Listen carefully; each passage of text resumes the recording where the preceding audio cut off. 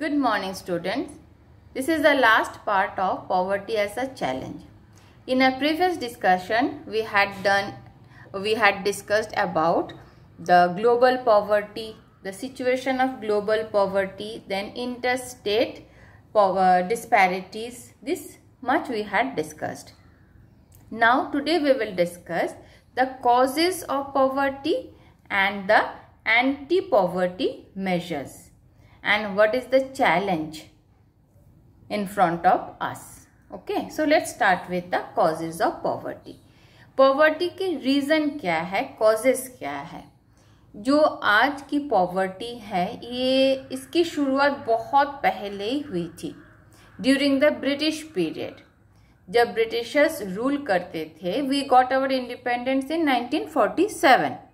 उससे पहले 200 years तक Britishers they ruled our country. तो during the British period the britisher they never took any initiative to develop our agriculture sector, neither to develop our agriculture sector nor to develop our industrial sector. सिर्फ उनका मतलब क्या था, agriculture sector से, farm से revenue collect करना. And they never bothered about the development, improvement of our agriculture sector. इसलिए क्या हुआ था, जब हमें इंडिपेंडेंस मिला 1947, उसके बाद भी the condition of our agriculture sector was very bad, means productivity बहुत लो हो गई थी, क्योंकि ना तो उसका देखभाल किया गया था. एक ही जमीन में से अगर आप कंटिन्यूअसली क्रॉप लोगे, जमीन की देखभाल नहीं करोगे properly, what will happen? After some year that land will lose its fertility. तो एग्रीकल्चर सेक्टर के साथ भी सेम हुआ था. Farmers to pay the revenue to the British government ज़्यादा से ज़्यादा एक्सट्रैक्ट कर रहे थे एग्रीकल्चर सेक्टर से, लेकिन जमीन के लिए कुछ भी नहीं हो रहा था. That is why agriculture sector का जो कंडीशन था, means productivity was very low. वो हम बाद में भी डिस्कस करेंगे. उसके बाद क्या हुआ था, हमने फर्स्ट चैप्टर में भी हमने डिस्कस किया था ग्रीन रेवोल्यूशन, है ना. तो एग्रीकल्चर सेक्टर का हालत बहुत ख़राब था during the British period and after independence also. उसके बाद भी हमें बहुत ज़्यादा प्रॉब्लम फेस करनी पड़ी. We had to beg food grains from US से भीख मांग के हमें लाना पड़ता था. एंड आफ्टर दैट 1960-70s में जब ग्रीन रेवोल्यूशन हुआ, तब जाके एग्रीकल्चर प्रोडक्टिविटी में इम्प्रूवमेंट हुई. लेकिन उसका भी जो बेनिफिट था initially, that benefit was limited, confined to few number of states like Punjab, Haryana, western UP में ही ये लिमिटेड था. And this is a major reason for poverty also. अब इंडस्ट्रियल सेक्टर के साथ ब्रिटिशर्स ने क्या किया था, ब्रिटिश का उस टाइम मोटिव या एम था to make India exporter of raw materials and importers of finished goods. क्योंकि उस टाइम इंग्लैंड में इंडस्ट्रियल रेवोल्यूशन हुआ था, मोस्टली टेक्सटाइल इंडस्ट्री में रेवोल्यूशन आया था. तो टेक्सटाइल इंडस्ट्रीज के लिए उनको रॉ मटेरियल्स चाहिए, दैट इज कॉटन. तो वो क्या करते थे, इंडिया में से कॉटन इंग्लैंड में ले जाते थे, इंग्लैंड में कपड़े प्रोड्यूस करके थ्रू मिल इंडियन मार्केट में फिर बेचते थे. इससे उनका जो प्रॉफिट था वो बहुत ज़्यादा प्रॉफिट कमाते थे. इसलिए उन्होंने क्या किया था, systematically, step by step, they destroyed our handicraft industry, they destroyed our textile industry. क्योंकि ब्रिटिश आने से पहले इंडियन टेक्सटाइल वर्ल्ड मार्केट में बहुत फेमस था और ह्यूज अमाउंट में हम एक्सपोर्ट भी करते थे. But for their own interest उन्होंने डेवलपमेंट तो किया ही नहीं था, ऊपर से systematically step by step handicraft industry को डिस्ट्रॉय किया था, देन टेक्सटाइल इंडस्ट्री को डिस्ट्रॉय किया था. And they never took any initiative for the establishment of new industries. इससे क्या हुआ था, जब हमें इंडिपेंडेंस मिला 1947 में, इंडस्ट्रियल सेकेंडरी सेक्टर का भी हालत बहुत खराब था। That time very few number of industries were there. एक इंडस्ट्री का मतलब है बहुत ज़्यादा एम्प्लॉयमेंट। एक इंडस्ट्री से बहुत लोगों को काम मिलता है। इंडस्ट्रीज में हर लेवल के लोगों को काम मिलता है, स्किल्ड, अनस्किल्ड, लेबर, बहुत सारे लोग चाहिए। इससे एम्प्लॉयमेंट इंक्रीज होता है। अगर एम्प्लॉयमेंट लेवल इंक्रीज होती है तो पॉवर्टी भी डिक्रीज होती है। एंड नॉट ओनली कि इंडस्ट्री या फैक्ट्रीज के अंदर ही लोगों की जरूरत है, आसपास की एरिया भी डेवलप हो जाते हैं।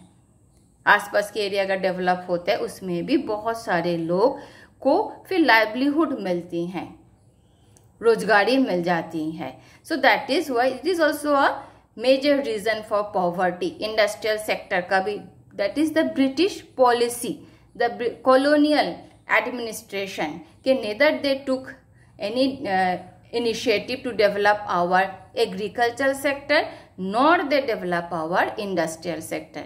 Not only they never took initiative to develop our industrial sector, they systematically destroyed our traditional handicraft industries and the textile industries also. ये छोड़ के भी क्या हुआ था, इसलिए लोगों के पास काम नहीं था, तो in search of work, in search of job लोग विलेज में से सिटीज में शिफ्ट होते थे और वहाँ पे आके भी काम नहीं मिलता था, तो वो रिक्शा पुलर्स, देन वेंडर्स इसका काम करते थे, कंस्ट्रक्शनल वर्कर्स, और ये बहुत इनकम कम होते हैं, इसलिए these are also the reason of poverty. ये छोड़ के भी पॉवर्टी का इंडिया में और एक रीजन है increase in the population level. बहुत ज़्यादा पॉपुलेशन में इंक्रीज होने के कारण भी लोगों के पास जो मैचिंग होना चाहिए, जितना रिसोर्स है या जितना जॉब अपॉर्चुनिटीज है, उससे बहुत ज़्यादा needy person were there. That is why this is also a major reason of poverty. ये छोड़ के भी और एक रीजन है socio cultural and that is traditional and economic factors. Socio cultural का मतलब क्या है, कुछ सोशल नॉर्म्स होते हैं। Human beings are social, humans are social beings. हम सोसाइटी में रहते हैं तो कुछ फेस्टिवल्स है, कुछ रिलीजियस कस्टम्स है, कल्चर है, जिसको हमें मानना ही सेलिब्रेट करना ही पड़ता है।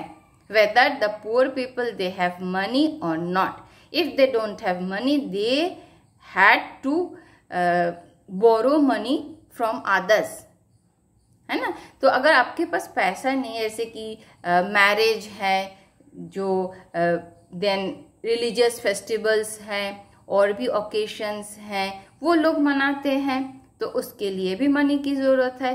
पुअर पीपल के पास ऑलरेडी नहीं है, लेकिन उसमें उनको खर्चा करना है, इसलिए वो क्या करते हैं, मनी लेंडर्स, ट्रेडर्स, रिलेटिव से बोरो करते हैं, उधार लेते हैं, उधार वो रिपे नहीं कर पाते हैं और भी वो पुअर हो जाते हैं। These are and the poor farm. और एक रीजन क्या था, जो पुअर फार्मर्स होते थे उनके पास फार्मिंग, तो अपने फर्स्ट चैप्टर में पढ़ा है ना, land, labour, capital, physical capital की जरूरत है। फिजिकल कैपिटल में एक है working capital. Working capital means जो raw material, seeds purchase, money in hand, जो seeds, raw materials, fertilisers, pesticides, ये परचेज करने के लिए भी मनी की जरूरत है, जो पुअर पीपल के पास नहीं होता था। So these are the various reasons behind poverty. ये पॉवर्टी के लिए मेजर रीजन है। Now let us see how to elevate poverty. Poverty को हम कैसे दूर कर सकते हैं। For that there are anti poverty measures. Anti poverty measures के दो कंपोनेंट होते हैं।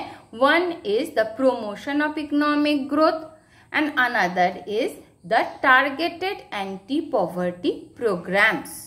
तो इन दोनों में डिफरेंस क्या है, ये प्रोमोशन ऑफ इकोनॉमिक ग्रोथ और anti poverty and the targeted anti poverty programs में डिफरेंस क्या है। Let me give you an example. मान लो कि आपके क्लास में एक बच्चा है, ठीक है, he is weak in studies, उसका एग्जाम में अच्छा नंबर नहीं आता है, ओवरऑल नंबर नहीं आता है। लेकिन नेक्स्ट मंथ में 15 डेज के बाद उसका एग्जाम है, तो एग्जाम में अगर उसको अच्छा नंबर लाना है तो दो तरीके से हम ला सकते हैं। एक तो उसका जो बेस है वो वीक है, सभी सब्जेक्ट में English, Hindi, maths, social science and science की बेस वीक है, तो उसका जो बेस है उसको स्ट्रॉन्ग बनाना है। लेकिन इसमें क्या प्रॉब्लम है, it will take lot of time.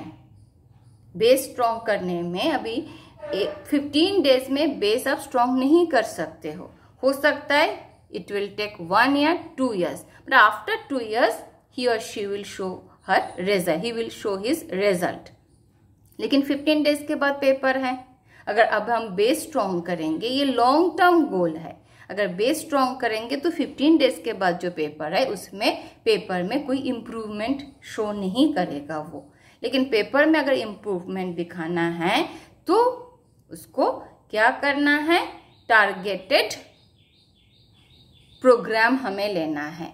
Targeted program means out of 5 subjects किस सब्जेक्ट में बहुत ज़्यादा वीक है। मान लो इंग्लिश हिंदी में ठीक है, साइंस सोशल साइंस में ठीक है, तो मैथ्स एंड साइंस में वो बहुत वीक है। अब वो मैथ्स एंड साइंस जो पोर्शन इस पेपर में आएगा उस पोर्शन को अच्छे से उसको समझाना है, ताकि जो इमीडिएट पेपर है उसमें कुछ रिजल्ट वो शो करे। सिमिलरली ये भी सेम है, जो एंटी पॉवर्टी मेजर्स है ये भी सेम है। एक promotion of economic growth, this is long term गोल, और इसका जो रिजल्ट है वो नॉट ओनली 1-2 years में शो होगा, ये हो सकता है 10 years, 15 years, 20 years के बाद उसका रिजल्ट आता है। तो इमीडिएट रिजल्ट के लिए हमें क्या चाहिए, इमीडिएट रिजल्ट के लिए हमें चाहिए टारगेटेड एंटी पॉवर्टी प्रोग्राम्स होना चाहिए। सो प्रमोशन ऑफ इकोनॉमिक ग्रोथ का मतलब क्या है, ओवरऑल इकोनॉमी को डेवलप करना। इकोनॉमी में 3 सेक्टर्स है, primary, secondary and tertiary sector.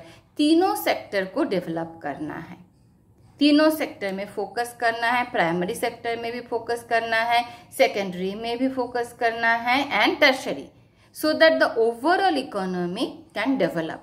जब ओवरऑल इकोनॉमिक डेवलपमेंट हो जाएगा, अपने आप उसका जो बेनिफिट है, रिजल्ट है, वो दिखेगा and all the people will get the benefit of overall economic development, चाहे पुअर हो चाहे रिच हो। But this is a long term goal. तो क्या लिखा हुआ है, let us see what is written here. The government has promoted economic growth during the last few years. Economic growth was low till 1980s but has increased significantly. The high economic growth helps in a significant reduction of poverty. होगा, लेकिन इसमें time लगेगा। There is a strong linkage between the economic growth and poverty reduction. Economic growth widens opportunities and provides the resources needed to invest in human development. High economic growth encourages people to send their children, including the girl child, to school with the hope of better economic returns from investing in education. ये line देखो कि हम बच्चों को school क्यों भेजते हैं, सिर्फ एक तो नॉलेज इम्प्रूव करना है, अल्टीमेटली क्या है, पढ़ लिख के एक अच्छी नौकरी भी मिलनी चाहिए। जब अब इकोनॉमी में जॉब अपॉर्चुनिटीज नहीं है तो लोग बच्चों को पढ़ाएंगे नहीं। अगर जॉब अपॉर्चुनिटीज है, अगर आपको पता है कि पढ़ाई खत्म करने के बाद, हायर स्टडीज के बाद मुझे एक अच्छी नौकरी जरूर मिलेगी, the people will take interest. That is what the promotion of economic growth means. अगर ओवरऑल इकोनॉमी का ग्रोथ होता है तो इसका एडवांटेज, बेनिफिट सबको मिलता है।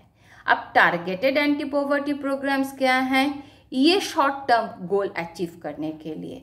For this government has many policies, government has taken different policy, various policies, schemes भी है। और ये टारगेटेड क्यों है, ये सिर्फ पुअर पीपल के लिए। और प्रीवियस वन क्या था, promotion of economic growth overall economy के लिए। इससे पुअर भी बेनिफिटेड होंगे, रिच भी, मिडिल क्लास भी। लेकिन जो नेक्स्ट प्रोग्राम है टारगेटेड मीन्स ये सिर्फ पुअर पीपल के लिए, ताकि इसका बेनिफिट सिर्फ एंड सिर्फ पुअर पीपल को ही मिले, to reduce to elevate their poverty. तो फर्स्ट प्रोग्राम क्या है यहाँ पे, Mahatma Gandhi national rural employment guarantee act. ये एक पॉलिसी है, ये एक प्रोग्राम है गवर्नमेंट की, and it was launched in 2005 में लॉन्च हुआ था। इसका एम क्या था, इसके पीछे मोटिव क्या था गवर्नमेंट की मोटिव थी कि 100 रूरल एरियाज में, विलेज एरियाज में जहाँ पे लोगों के पास काम नहीं है, unemployment is also a major reason of poverty.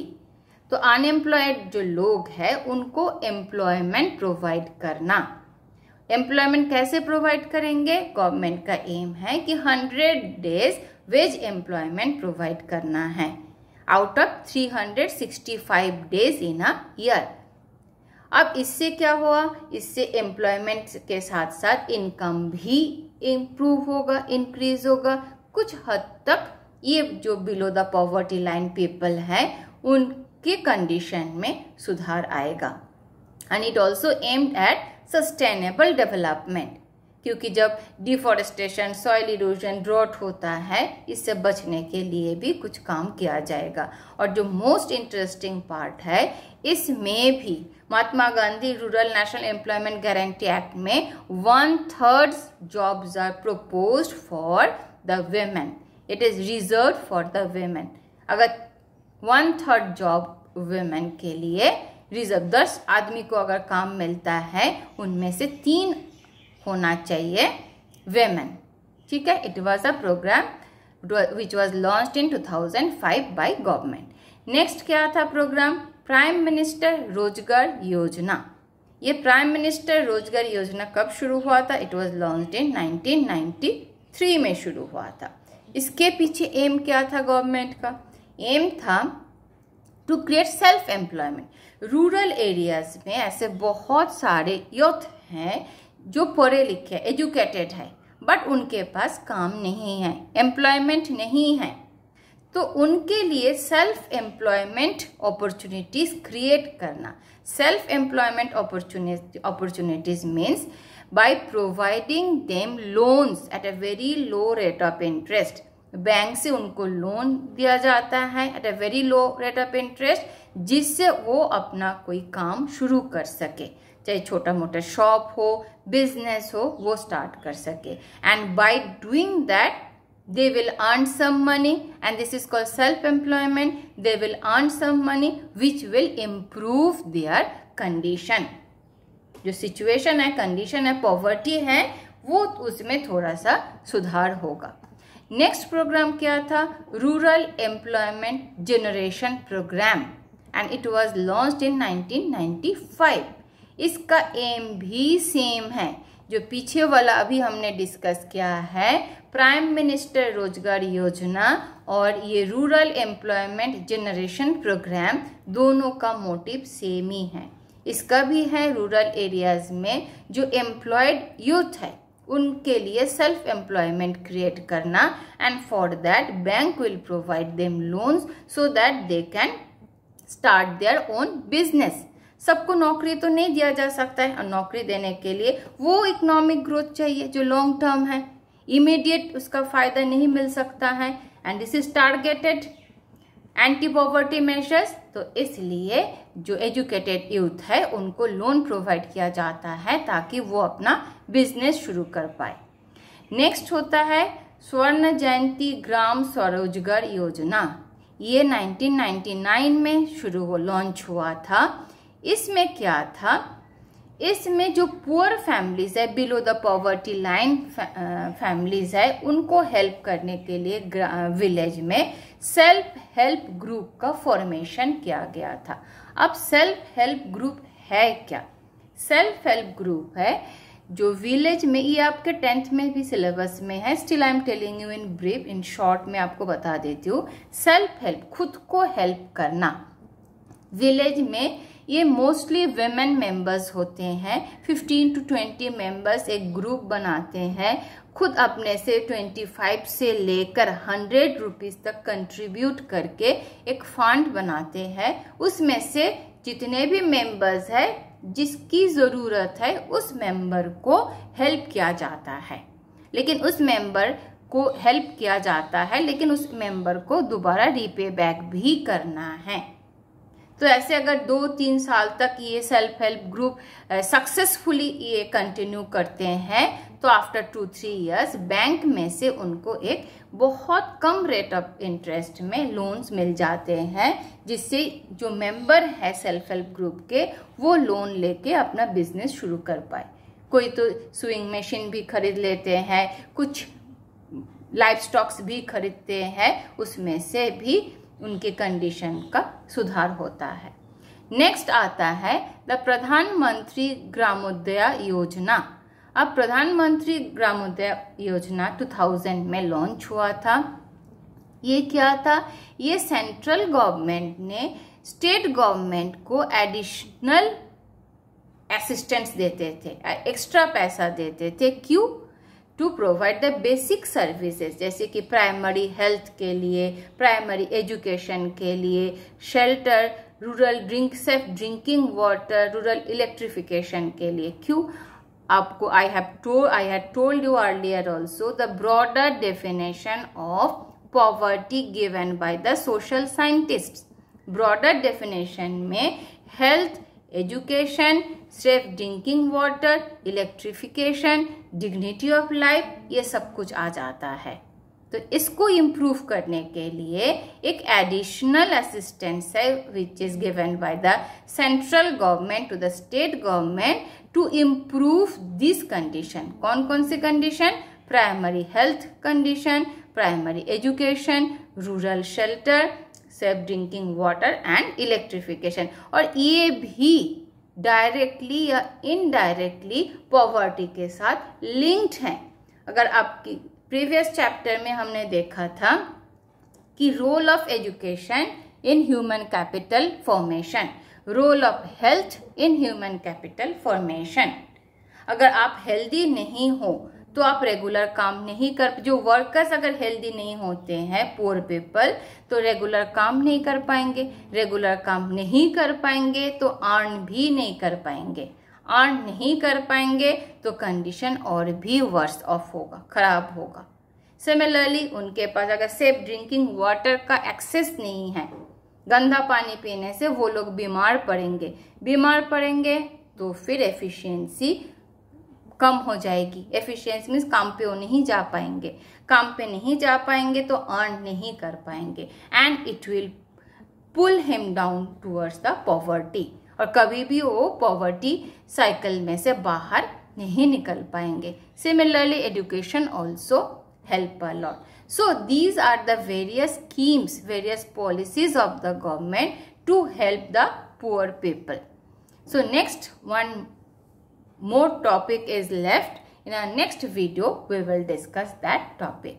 And I think this portion is very clear to you. You need to go through all these programs because these programs are given in a book. Thank you and have a good day.